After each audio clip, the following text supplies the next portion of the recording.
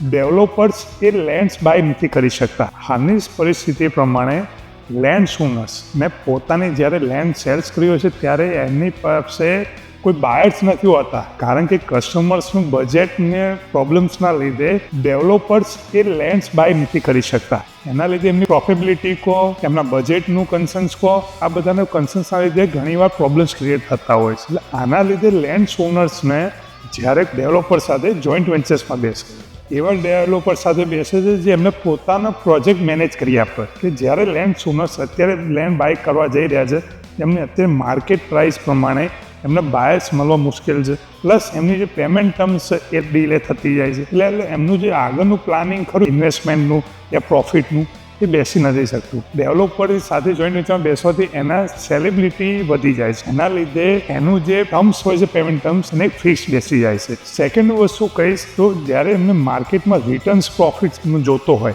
એ joint venture developer સાથે બેસવાથી developers એમાં અમુક પર્સન્ટેજમાં એમને પ્રોફિટ રેશિયો આપતા હોય છે. એમને લેન્ડની કોસ્ટ એમને મળી જ રહી છે, એની સાથે એમને પ્રોફિટ પણ મળી રહ્યો છે. થર્ડ, એમને શ્યોરિટી સાથે એમને પેમેન્ટ રિટર્ન મળી રહ્યું છે. ચોથું સૌથી વધારે ઇમ્પોર્ટન્ટ, જ્યારે જોઈન્ટ વેન્ચર્સમાં ડેવલપર સાથે કરતા હોય છે ત્યારે વિધાઉટ એની રિસ્પોન્સિબિલિટી, લેન્ડ ઓનર્સને કોઈ પણ પ્રકારની રિસ્પોન્સિબિલિટી વગર એમને વર્કિંગ ફિનિશ થાય એ પ્રમાણે એમને પેમેન્ટ એટલે એમનું પ્રોફિટ બધું એમને ઘરે આવે.